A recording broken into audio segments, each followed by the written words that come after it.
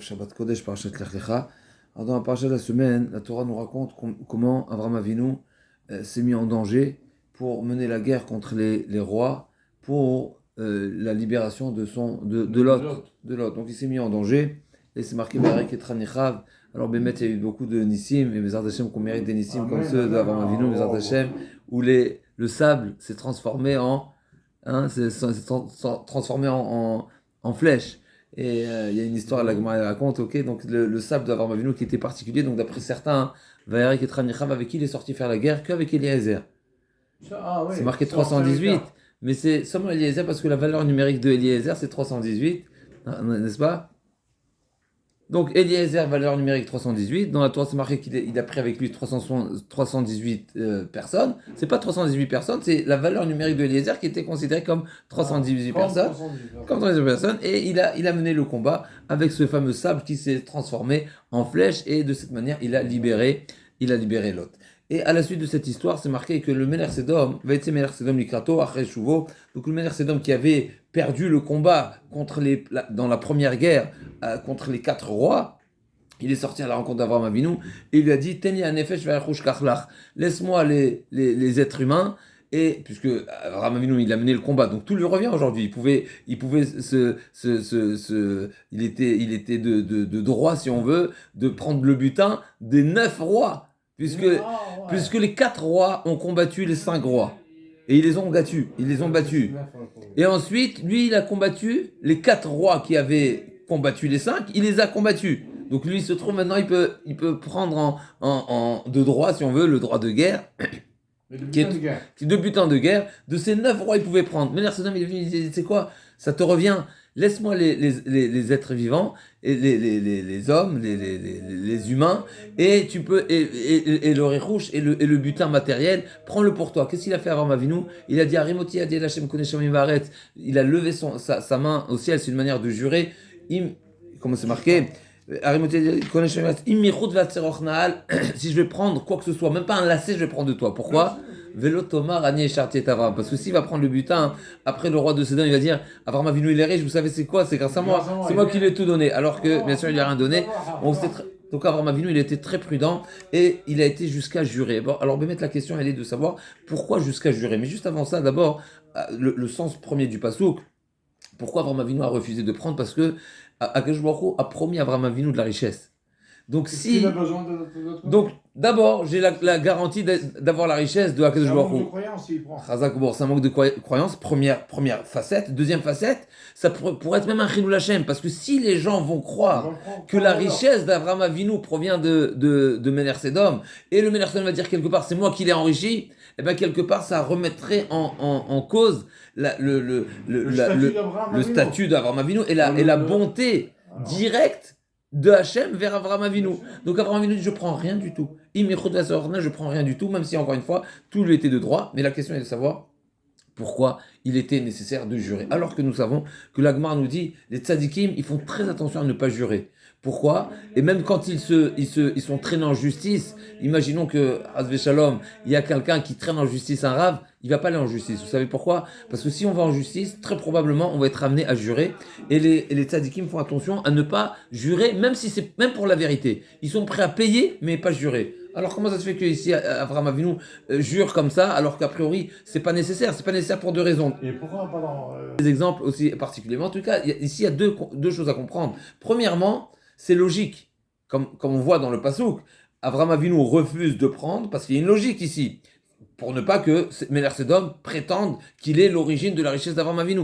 Et deuxièmement, encore une fois, on a dit que les tzadikim évitent de jurer. Donc pourquoi il est nécessaire de jurer dans cette circonstance? Alors d'abord, avant de comprendre pourquoi il était important de jurer, on va comprendre quelle est l'importance de ne pas profiter de quelqu'un d'autre. Encore une fois, même quand on est de droit. Alors le Rav, dans le Sechot Moussa, va nous raconter quelques histoires qui vont nous témoigner comment les tzadikim et les amoraim qui sont cités dans la Gemara étaient très à cheval sur cette retenue de ne pas profiter de quelqu'un. Et comme le Rav définit, la problématique c'est de profiter de quelqu'un quand tu sais que tu n'auras pas la possibilité de lui rendre. Ça veut dire une personne qui te rend un service, entre voisins, entre proches. On sait que c'est donnant-donnant, comme la Gemara a dit, il n'y a pas le problème de ribit entre voisins, parce que des fois c'est toi qui me dépanne d'un litre de lait, des fois c'est moi qui te dépanne d'une bouteille de raisin, du jus de raisin, etc.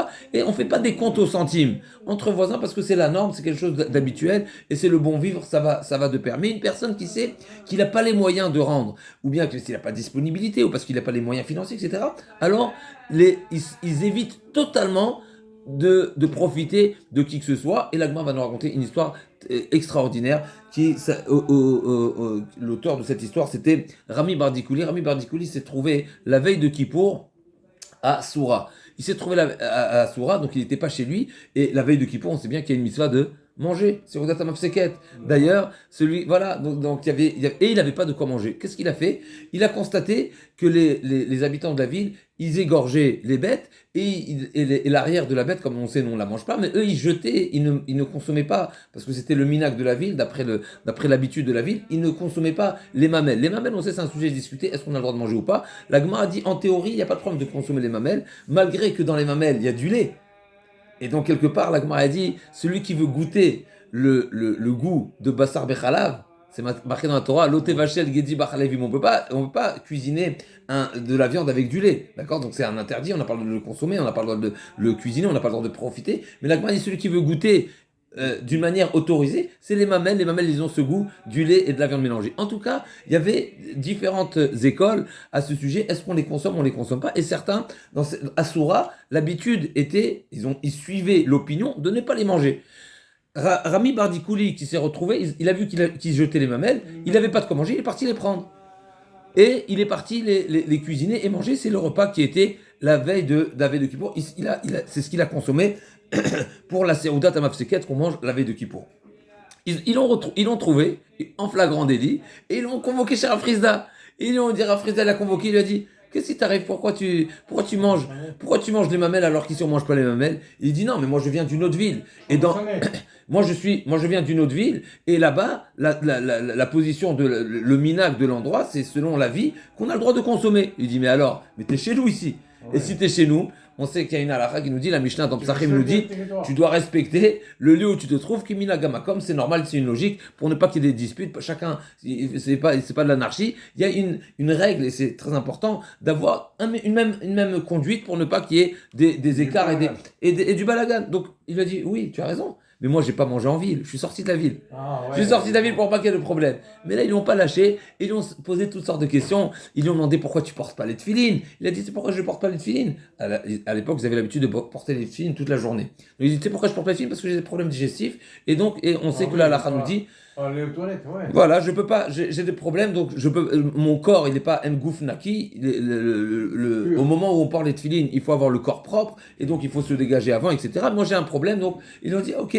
Ils ont continué à lui poser toutes sortes de questions, entre autres, ils lui ont demandé, pourquoi t'as pas de tzitzit sur ton vêtement? T'as un vêtement 4 coins, tu dois mettre tes tzitzit. Il lui dit non, le vêtement que je porte, il n'est pas à moi, je l'ai emprunté. Et il a la dit qu'une personne qui emprunte un vêtement à 4 coins, il est dispensé de mettre les tzitzit 30 jours.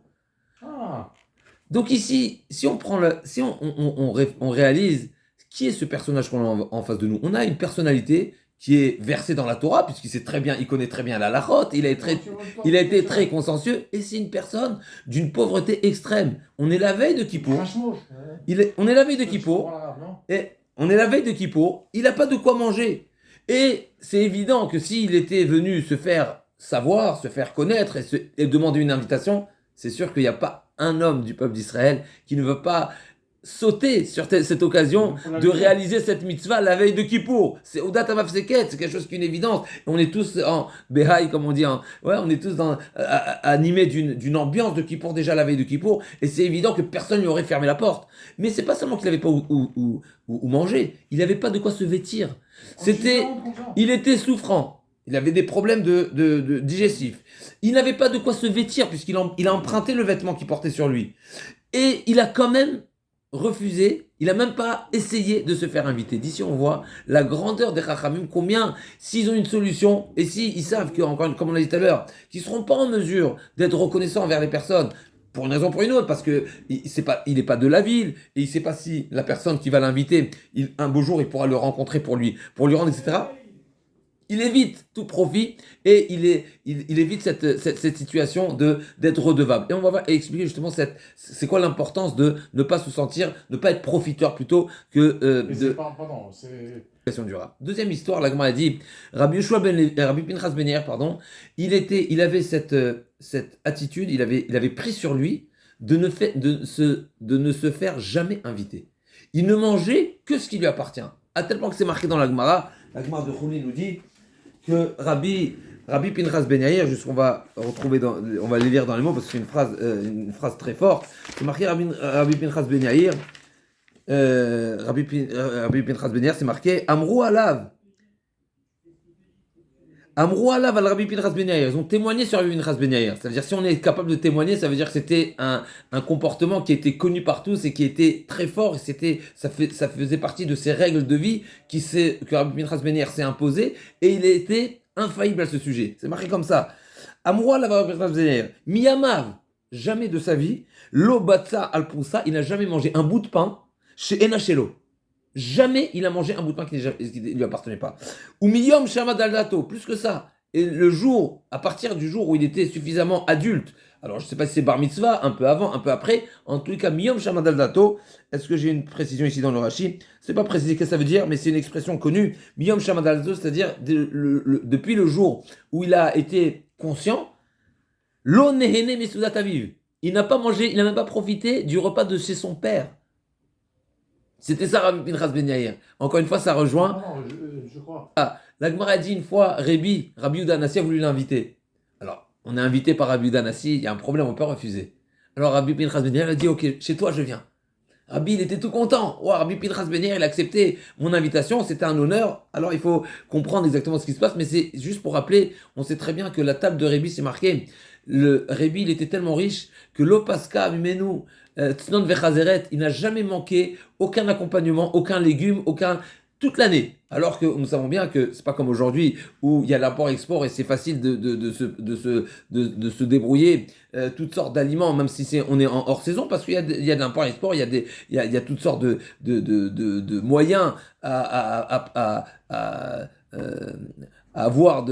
se procurer tout aliment au cours de l'année, mais à l'époque c'était pas aussi facile et ça prouve le niveau de richesse de Rébi qui était parallèle à celui d'Antoninus. Les deux ils étaient, et sur ça la Gemara a dit que comment se fait-il que Rébi il avait ce mode de vie alors que Rébi il a témoigné sur lui-même avant son décès, il a levé ses 10 doigts au ciel en disant j'ai jamais profité de ce monde. J'ai pas profité. La Gemara a dit comment se fait-il, mais on est en train de dire qu'il avait des tables royales. Une des réponses est effectivement, les tables royales étaient dressées devant lui. C'était pas pour lui qui consommait, c'était pour les autres. Donc a priori, à la table de Rébi, tous les jours, il y avait des invités. Et on peut imaginer, pas seulement des invités, parce que si on est en train de dire qu'il manquait aucun aliment à sa table, c'est qu'on peut imaginer encore une fois, c'était une table royale tous les jours. Et donc tous les jours, lui, il mangeait pas. Qui est-ce qui mangeait? Les invités, forcément. Donc a priori, Rabbi Pinchas Ben Yair, il n'y avait aucune raison de se sentir mal à l'aise. Non seulement il est invité chez Rabbi Yehuda Hanassi, mais en plus de ça, de toutes les façons, il y a plein d'invités. De toutes les façons, c'est l'ambiance. Et quand même, il a refusé. Et quand même, il ne souhaitait pas. Mais il a quand même dit oui. Qu'est-ce qui s'est passé à la suite? À la suite, il y a eu une histoire un petit peu peu probable où Rabbi Pinchas Ben Yair a constaté que chez Rébi, il y avait des prédot levanot. Prédot levanot, c'est des juments qui sont... Et sur ça, Rabbi Pinchas Ben Yair, je comprends pas. Qu'est-ce que chez toi font des prédot levanot alors que ces juments-là, si elles attaquent l'homme, il n'y a pas de remède, il n'y a pas de guérison. Comme la Gemara dit, Damar Bichanina miyamai. Rabbi Hanina, alors a priori, peut-être il était médecin, peut-être il était conseiller médical, Anilo le Abidiouk. En tout cas, il témoigne comme ça, c'est la Gemara qui est rapportée dans Yoma, dans Choulin. La Gemara dit miyamai lo shalani adam al makat preda levana vechaya. Jamais personne m'a demandé un remède, c'est une manière de dire, j'ai constaté qu'aucun remède n'est fiable pour guérir le coup de la jument blanche. Et donc, Rabbi Pinchas Ben Yair, je comprends pas.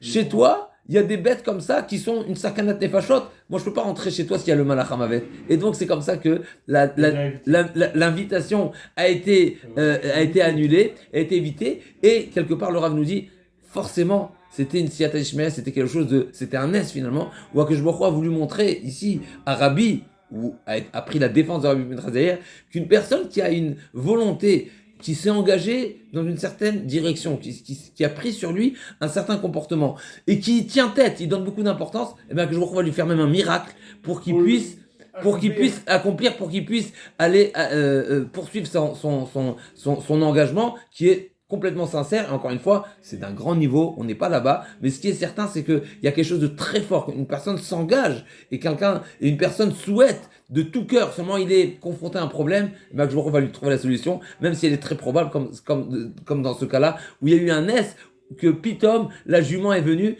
et elle est venue sous les yeux de Rabbi Pinchas Be'er, et comme ça il a pu se défaire. Une troisième histoire, la Gemara elle raconte qu'il y avait un médecin, comme on a vu dans la Gemara il n'y a pas longtemps, on a vu la Gemara de Kiddushin, que les Shemot Ameforash, le Shem Ameforash, qui était composé de 12 lettres, de 42 lettres, on a vu que les maîtres ne les révélaient une fois tous les 7 ans, ou 2 fois tous les 7 ans, parce que c'est quelque chose qui ne devait pas se faire savoir par tous, et s'enseigner seulement à des élèves qui étaient d'un grand niveau, qu'il n'y ait pas de risque que malheureusement ce soit utilisé à tort.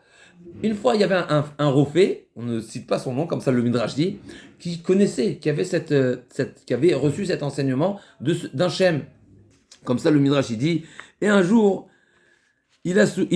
alors qu'il était mourant, il a dit, donc c'était un Rofé qui était à Tzipouri, comme ça le Midrash dit dans Kohelet, et avant, donc sur son lit de mort, il a dit à ses proches, est-ce que vous connaissez ici dans le quartier une personnalité de confiance à qui je peux transmettre cet enseignement?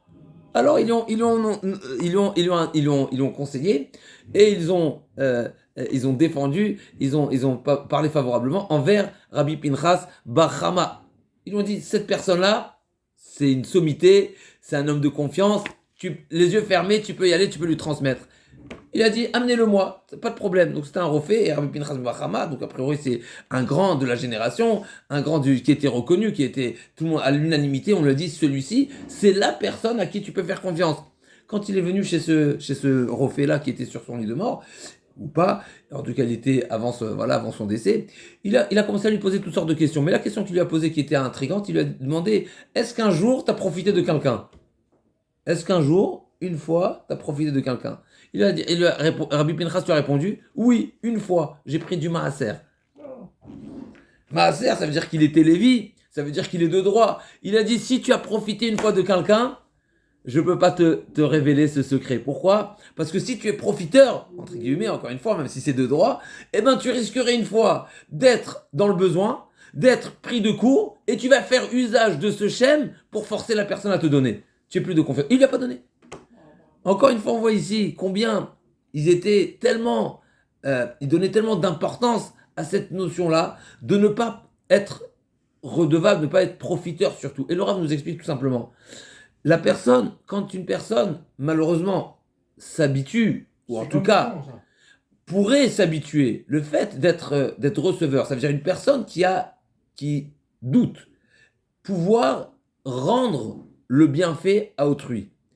Et malgré tout, il se permet de profiter de la personne, eh bien, cette personne risquerait de tomber dans ce qu'on appelle le notel, celui qui est le preneur, le profiteur, le consommateur. Et cette mida-là, c'est une mida qui est très dangereuse, parce que, alors, le Rav ne développe pas de cette manière exactement, mais en tous les cas, on pourrait dire d'une manière simple, une personne, nous, on a le devoir de ressentir à chaque instant que le bon Dieu est bon avec nous, et qui nous gratifie de tout ce qu'on a, de tout ce qu'on possède, en démarrant par la première respiration du matin, on doit dire Modéani au réveil. On doit être conscient que chaque instant, ce que le bon Dieu nous donne, c'est un cadeau, alors qu'on n'est pas méritant.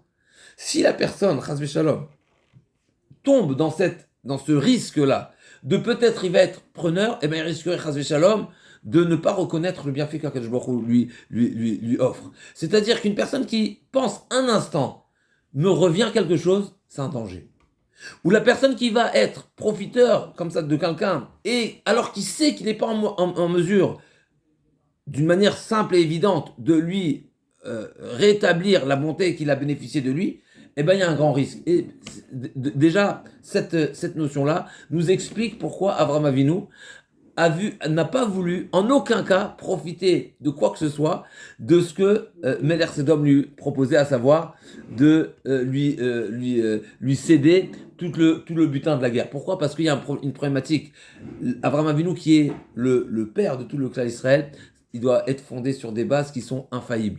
Et si Chas Shalom, il y a un petit risque, eh ben on s'écarte totalement, comme on voit de ces Amoraïm-là, qui refusaient l'invitation, qui refusaient de profiter de qui que ce soit, pour ne pas, Chas Shalom, faire partie d'une catégorie de personnes qui est preneur. Alors juste, on va... Donc le Rav nous développe ici justement cette crainte que ces Amoraïm et donc Abraham Avinu avait de ne pas faire partie, comme on a dit, d'avoir cette mauvaise tendance et cette mauvaise approche du bien-être de la vie qu'on pourrait ressentir comme un dû, comme quelque chose de normal, alors qu'on est censé sentir que Akadosh Baruch Hu, il est bon et seulement bon, et c'est seulement par bonté qui nous offre toute cette vie avec tout le matériel qui nous entoure, et pas seulement le matériel, le spirituel, tout ce que nous possédons, tout ce que nous goûtons, c'est seulement par bonté d'Akadosh Baruch Hu. Mais là, ça nous explique déjà pourquoi Abraham Avinu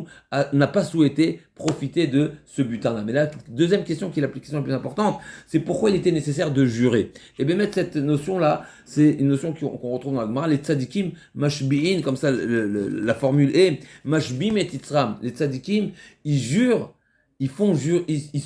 jurent pour ne pas transgresser. Et là, la question est pourquoi il est nécessaire de jurer comme nous avons demandé. D'abord, c'est une logique, et deuxièmement, il faut éviter de jurer. Alors, on va commencer par la deuxième question. Effectivement, éviter de jurer. Effectivement, ça, on a la Gemara dans Nedarim nous enseigne que c'est un pasouk explicite dans la Torah. Dans David Amelech nous dit Nishbati va kayema. Des fois, c'est vrai que les tzadikim ne jurent pas, et on a dit les tzadikim sont même prêts à payer pour éviter la situation de peut-être ils vont être amenés à jurer. Je paye, mais je me confronte pas à une obligation de jurer, parce que c'est très grave de mentionner le nom d'Hachem, de jurer par le nom d'Hachem. Bien sûr, quand on parle de jurer, c'est de jurer le nom d'Hachem. Je l'évite totalement. Mais quand la shvoua va m'amener à l'accomplissement d'une mitzvah, alors là c'est bien de jurer, comme David Amelech a dit, Nishbati va kayema, malgré que la mitzvah m'est imposée, malgré que je suis de toutes les façons. Alors c'est un sujet discuté dans la Rishonim exactement, c'est quoi le chidouche de David Amelech, mais en tous les cas, malgré que de toutes les façons je dois la réaliser, la mitzvah. C'est bien, et c'est favorable, et c'est même conseillé, et c'est ce que les tzadikim font. Ils vont être amenés jusqu'à jurer pour s'engager un engagement supplémentaire pour réaliser les mitzvot. D'ailleurs, la Mishnah nous dit dans les Darim, celui qui dit je fais un engagement comme les tzadikim, je fais un neder comme les tzadikim ont l'habitude de faire neder, le neder il est nul. Pourquoi ? Parce que les tzadikim ne font pas de neder. Ils font pas de neder, c'est marqué Tov Asher Lo Tidor, vaut mieux ne pas faire de neder. Par contre, celui qui a dit Kenidre Rechaim, c'est comme les Nédarim des Rechaim. Alors là, c'est un Néder, parce que les Rechaim font des Nédarim. Ils parlent beaucoup, ouais, ils ont la parole facile. En tous les cas, malheureusement, on ne donne pas la juste valeur à un engagement. On dit, bon, c'est qu'un engagement, c'est que de la parole. Les tzadikim, rien du tout. Ils ne s'engagent pas, ils évitent au contraire, parce que l'engagement, c'est quelque chose de très grave. Lo yachel devaro, c'est pour ça on commence la tfila de Kippour avec Kol Nidre. Et c'est pour ça que celui qui dit, je veux ressembler aux tzadikim qui font des nedarim, c'est nul. Le tzadik ne fait pas de nedarim. Par contre, il s'engage, d'une manière, même avec une choix, pour l'accomplissement des mitzvot. Et là, la question est le pourquoi. Alors, Laura va nous donner une belle explication ici, à partir d'une notion qui est bien connue. Nous savons que dans les mitzvot, il y a deux grandes catégories de mitzvot. Il y a ce qu'on appelle les mitzvot sirchliot, les mitzvot qui sont logiques, les mitzvot qu'on aurait été amenés à les réaliser, même si elles n'étaient pas explicites dans la Torah. Mais il y a une deuxième catégorie de mitzvot qui sont les chukim, les mishpatim, etc., qui sont pas forcément logiques. Et des fois, même plus que ça, des fois on ne comprend même pas la logique, ça nous dépasse. Effectivement, c'est pour ça que la Torah, elle dit, les mitzvot, c'est chok, zot chokat Torah, c'est un chok chagaktilecha venlecha reshut la reacharai, c'est des ordres, des décrets qui dépassent l'entendement humain, mais t'as pas le droit de remettre en question chas v'shalom et de dire parce que je comprends pas, je vais pas le réaliser. Donc c'est évident. Donc il y a cette catégorie de mitzvah, et effectivement, cette catégorie de mitzvah, on comprend bien quelque part, même si, encore une fois, c'est un chidouche, mais que l'homme qui les réalise, il mérite un salaire. Pourquoi ? Parce qu'il a été même à l'encontre de la logique. Comme par exemple, la Gemara donne, les Chachamim nous disent, et la Gemara nous dit toutes sortes de mitzvot qui sont pas forcément logiques. Comme par exemple, ne pas porter un vêtement qui est composé de lin et de laine. Est-ce qu'on comprend la logique ? Non, c'est des notions qui nous dépassent. toutes sortes de mitzvot, ou bien de ne pas manger le chazir. On comprend pourquoi le chazir, il ne faut pas le manger? C'est pas forcément compréhensible. Et à plus forte raison, para Adouma, ou même Shlomo Amelech a dit, Erkema ve'erechoka meni, même Shlomo Amelech qui est le plus intelligent de tous les hommes qui ont existé et qui existeront, il a dit, Erkema, je me suis donné, je me suis efforcé à comprendre, ve'erechoka, c'est encore loin de moi, ça veut dire c'est pas évident. Donc il y a toutes sortes de mitzvot, effectivement, qui sont chok, et là on comprend qu'une personne qui observe et qui réalise ces mitzvot-là qui sont chok, on comprend qu'il mérite un salaire, même si le salaire en soi, c'est une bonté d'Akadosh Baruch Hu, mais on comprend, il s'est soumis à la volonté d'Hachem, donc quelque part Hachem lui dit, tu t'es soumis à ma volonté, tu le fais parce que je t'ai ordonné, tu prends. Mais toutes les mitzvot qui sont logiques, ne pas tuer, ne pas voler, ne pas tricher, ne pas mentir, etc. Mais c'est une évidence, même si ça n'avait pas été marqué dans la Torah, mais c'est le bon sens. Pourquoi il était nécessaire que ce soit écrit dans la Torah? Et plus que ça, est-ce qu'un homme peut revendiquer et demander un salaire sur ces mitzvot où naturellement on ne les aurait pas réalisés? La Gemara dit, les shkatim et les rmassim, toutes les vermines et tous les rampants, pourquoi ils s'appellent shkatim? Parce que nafsho chez la dame, katsabaem, c'est quelque chose de dégoûtant. Même si la Torah ne nous avait pas interdit de manger un lézard ou un c'est répugnant. C'est répugnant, c'est quelque chose qui même, personne n'aurait mangé. Même s'il y a des gens qui mangent, on ne parle pas de ces gens parce qu'ils sont... Voilà, mais normalement, Akadosh Baruch Hu baraita Adam Yachar, l'homme il a été créé droit, et quelque part, il a été formaté naturellement d'avoir un certain dégoût de ces reptiles, de ces vivants, de ces rampants, etc. Et donc naturellement, ils ne les auraient pas mangés. Est-ce qu'on peut réclamer un salaire sur ça? Mais naturellement, de toutes les façons, je ne les aurais pas mangés. Alors le Rambam nous révèle quelque chose. Le Rambam nous dit que les Bnei Noach, tous les goïms, qui observent les 7 mitzvot noachim, donc ne pas tuer, ne pas voler, ne pas avoir de relations interdites, avodazara, ever melacha, etc., eh bien, ils méritent même le monde futur. C'est un sujet discuté. En tout cas, le Rambam dit, celui-ci, il pourra être défini comme chassidé ou motaolam. Alors, c'est pas une appellation facile à attribuer, mais en tout cas, le Rambam nous dit, le Ben Noach, le Goy, qui aura accompli cette mitzvot, il aura droit à un monde futur. Alors bien sûr, les Mefarshim disent, ça ne veut pas dire forcément qu'il aura la même qualité de monde futur et le même niveau que le monde futur d'un Ben Israël. Mais en tous les cas, il a droit au monde futur. Pourquoi? Parce qu'il a réalisé la volonté d'Hachem. Mais sur ça, le Rambam dit, seul à condition que ces mitzvot-là que le Goy a réalisé, il les a réalisés parce que c'est une mitzvah, parce que Hachem a ordonné, et pas par bon sens. C'est-à-dire, le goy qui n'a pas tué, qui n'a pas volé, qui n'a pas juré à faux, qui n'a pas consommé verminachai, qui n'a pas servi l'idole, etc. Il mérite un salaire seulement s'il accomplit les mitzvot par ordre, par soumission. Là, il sera méritant. Pour revenir chez nous, la Gemara nous dit, un homme ne doit pas se dire, je mange pas basar bechalav parce que c'est quelque chose qui ne donne pas envie, qui est à la limite dégoûtant. Mais passe par soumission. Et dans ce cas-là, j'ai un salaire. Alors le Rav nous dit, c'est exactement ce que les tzadikim font. Les tzadikim, comme Avraham Avinu dans notre paracha, il développe un raisonnement logique qui le retient de profiter de Méler Sédom, du roi de Sédom, en disant quoi? Si je vais prendre le butin, tu vas prétendre que c'est toi qui m'as enrichi. Donc a priori c'est logique.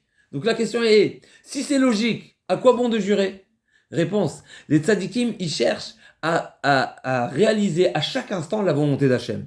Si par logique, ils ont compris que la chose n'est pas réalisée, et surtout avant Matan Torah, où rien n'était encore imposé, et les avot ont réalisé les mitzvot seulement par compréhension profonde que c'est la volonté d'Hachem que la chose soit réalisée. Donc si Avraham Avinu a compris par son raisonnement et c'est son intellect qui l'amène à ne pas réaliser quelque chose, comme ici en l'occurrence, de ne pas profiter de ce butin-là. Mais ça reste une mitzvah, si on veut, ça reste un bon comportement qui est logique. Mais une personne qui réalise une mitzvah ou un bon comportement par logique, il ne mérite pas de salaire. Quelque part, du fait que la logique te pousse à cette attitude, à ce comportement, à ce raisonnement, mais il n'y a pas de raison de prendre le salaire. Avraham Avinu, les tzadikim, mashbiim et titzram, ils vont faire en sorte qu'ils se rendent obligés de réaliser la mitzvah. Et là, ils vont prendre un salaire. Et là, la dimension de la mitzvah, elle est beaucoup plus importante. Les tzadikim ne se suffisent pas de réaliser les choses parce que naturellement, on les réalise. Non. chaque instant de leur vie et chaque détail de leur vie, c'est une soumission. Donc même quand ils se trouvent face à une situation où logiquement ils ne vont pas agir ou ils vont agir d'une certaine manière, eux ils cherchent encore plus que ça. Ils cherchent à se mettre sous l'obligation et donc sur Mashbim et Tasman. Alors bien sûr, quand on parle des tzadikim, on est bien sûr à des années-lumière de ces niveaux-là, mais ce qu'il faut être certain, c'est qu'il y a une notion halachique très simple à savoir, et il est bon de le rappeler, c'est que chaque mitzvah qu'on réalise, Chachamim nous ont instauré une bracha qui nous rappelle Asher Kideshanu b'mitzvotav, que qu'on nous a sanctifié, Vetzivanu, il nous a ordonné. C'est-à-dire qu'on a l'obligation, c'est une partie intégrante de la mitzvah, de réaliser que notre action nous acquitte d'un ordre, d'un devoir, d'une obligation. Asher Kideshanu b'mitzvotav Vetzivanu, on a l'obligation de ce qu'on réalise, c'est pour s'acquitter d'une obligation. Et juste, je vais finir avec une petite parenthèse halachique. Il faut savoir qu'une personne qui réalise une mitzvah alors qu'il en était dispensé, pour une raison ou pour une autre, il était dispensé de réaliser la mitzvah, parce qu'il était, on va parler, pour une raison, il était dispensé, mais il a quand même réalisé. Eh bien, une fois que cette dispense va être retirée et donc il va être imposé de le réaliser, eh bien, il devra refaire la mitzvah. Pourquoi ? Parce que la mitzvah qu'il a réalisée, au moment où il avait réalisé, il était dispensé. Donc elle n'est pas comptabilisée. Parce que par définition, une mitzvah, il n'était pas obligé de le faire. Donc c'était un bonus. C'est pas ça tu n'étais pas acquitté si tu réalises la mitzvah en tant que bonus. Une mitzvah, tu n'es acquitté seulement si tu le réalises par soumission. C'est, bien sûr, encore une fois, avant Avinu, c'est d'une grande dimension, mais nous, on a ce devoir-là de réaliser que je vais parler d'une autre facette, pour pouvoir progresser et avancer, on doit se fixer des objectifs, on doit se fixer des challenges, on doit s'obliger. Une personne qui ne s'oblige pas, eh bien forcément, il va être tenté à lâcher prise, et il va pas, même si à un moment donné, sa raison le faisait entendre, et il comprenait qu'il était bon de réaliser quelque chose, de ne pas de réaliser quelque chose, la logique, elle n'est pas toujours au rendez-vous. On n'est pas toujours suffisamment réactif à cette logique. Donc là, le moyen de surmonter et de progresser, c'est en s'engageant. Mashbim et Titzram. Mais ça, les tzadikim, quand ils ont décidé quelque chose, eh ben, ils vont le prendre en tant qu'engagement, et ils vont le prendre d'une manière qui les oblige à réaliser, et de cette manière, ils vont être épargnés de la glissade, ils vont être épargnés aussi, et c'est un comportement qui va durer et qui sera infaillible, comme on voit ces grands tzadikim où, même de leur vie, ils n'ont pas mangé du pain qui ne leur appartient pas, alors que c'est pas un interdit. Il n'y a rien d'interdit dans ça. Mais il a pris sur soi ce comportement, et il s'est engagé si fortement qu'il n'a jamais failli. De quelle manière on réussit à ne pas faillir à un engagement qu'on prend sur soi ? C'est Mashbim et Titzram, c'est qu'on le prend pas seulement en tant que bonus, pas en tant que bon comportement, mais il faut que ce soit un engagement intérieur. Hachem Yazereno Adevar Kevchemo, Shabbat Shalom ou Mevorach.